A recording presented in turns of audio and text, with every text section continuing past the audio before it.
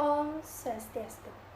Pada kesempatan kali ini, saya akan menyampaikan gagasan serta menjawab beberapa soal terkait ajaran Catur Marga. Sebelum itu, izinkan saya memperkenalkan diri terlebih dahulu. Perkenalkan, nama saya Ayu Srilandari dengan NIM 221704140. Saya berasal dari Rombol 25 dengan nomor absen 20. Baik, kita langsung masuk ke pertanyaan pertama, yaitu sebutkan dan beri contoh dalam perayaan Nyepi dan Ngembak Geni pelaksanaan Catur Marga. Baik, kita ketahui bahwa Catur Marga terdiri dari 4 bagian, yaitu Bakti Marga, Jenana Marga, Karma Marga, dan juga Raja Marga. Yang dimana dalam perayaan penyepian kita dapat menerapkan ajaran ini seperti demikian. Yang pertama yaitu ajaran Bakti Marga, yang artinya kita ketahui bahwa jalan untuk mendekatkan diri kepada Tuhan melalui doa dan bakti.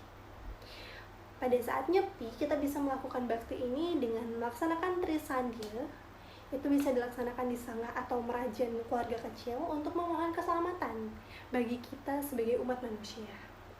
Kemudian penerapan contoh Bakti Marga pada saat Ngembak Geni, itu dalam tradisi ini umat Hindu akan memanjatkan doa dengan bersembahyang di pura untuk bakti kehadapan Tuhan supaya diberikan jalan yang terang pada saat melakukan catur berata penyepian.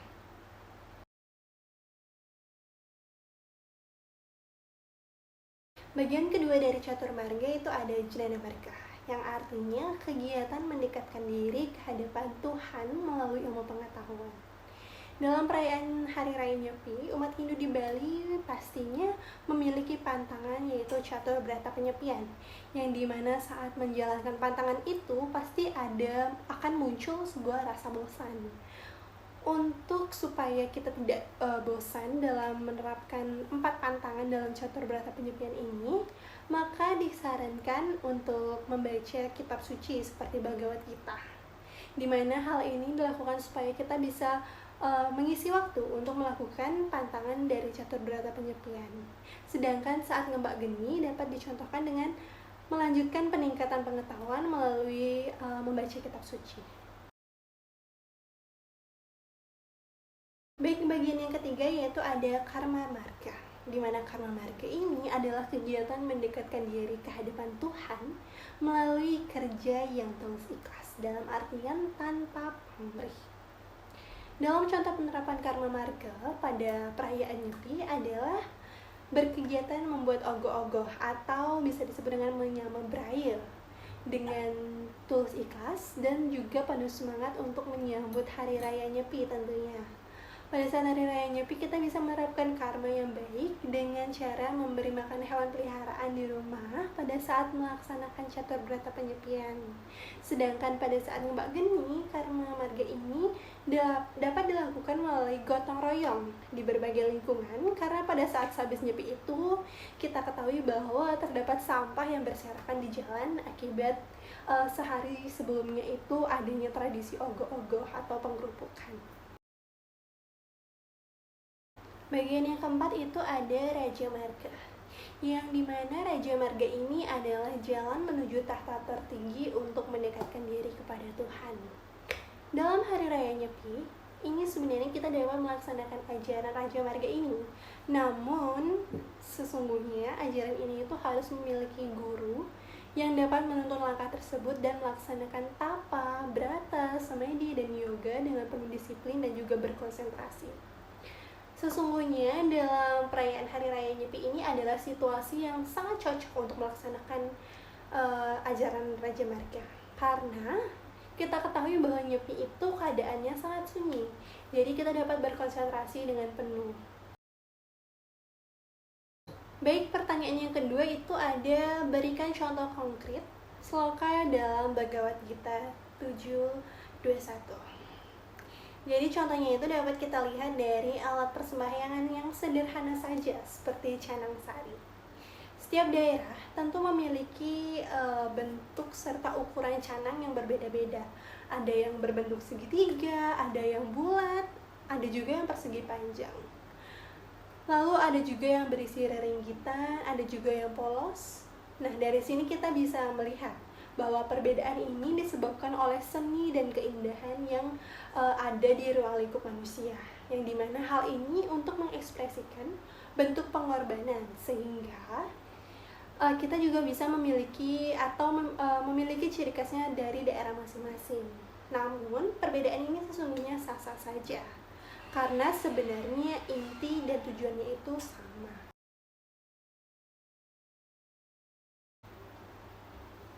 Baik, pertanyaan yang ketiga yaitu apa yang Anda bisa lakukan dalam beragama, dimana itu menyangkut tentang Sloka Saramuscaya 1.4. Nah, hal-hal yang bisa umat beragama lakukan tentang sloka ini adalah yang pertama, menjauhkan diri dari keterikatan materialistis. Yang dimana kita ketahui bahwa sikap dan tindakan seseorang yang suka berlebihan mengumpulkan materi ini mengantarkan yang bersangkutan susah untuk mewujudkan kebahagiaan yang dicita-citakan.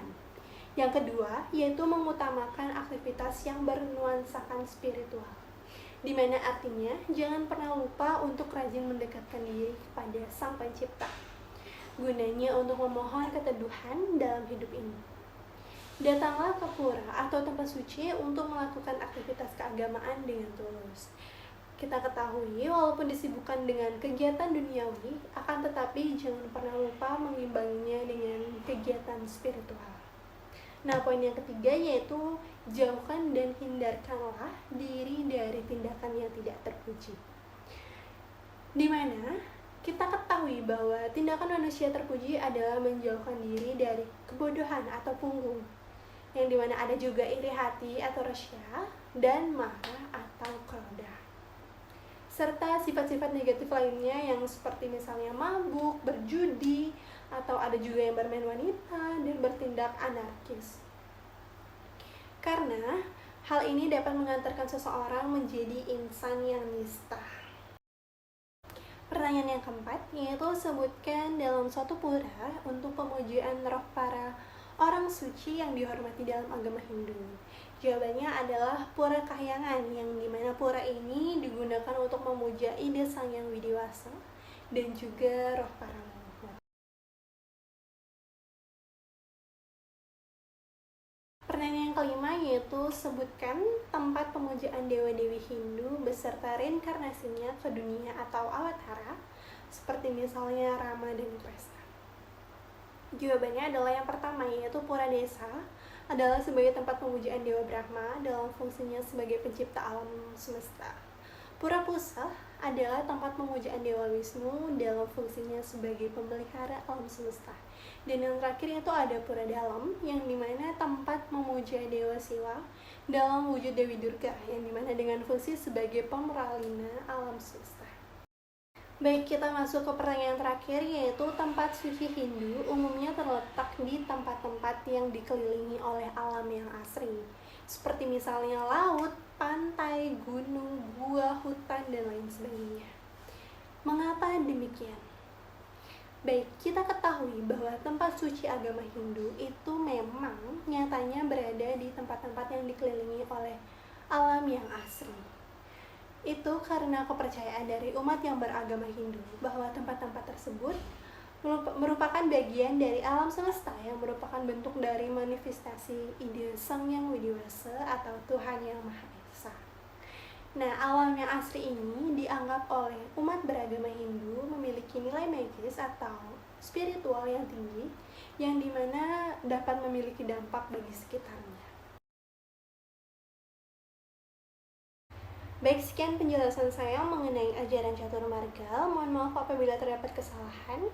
Saya tutup dengan Parama Santi. Om Santi Santi Santi Om.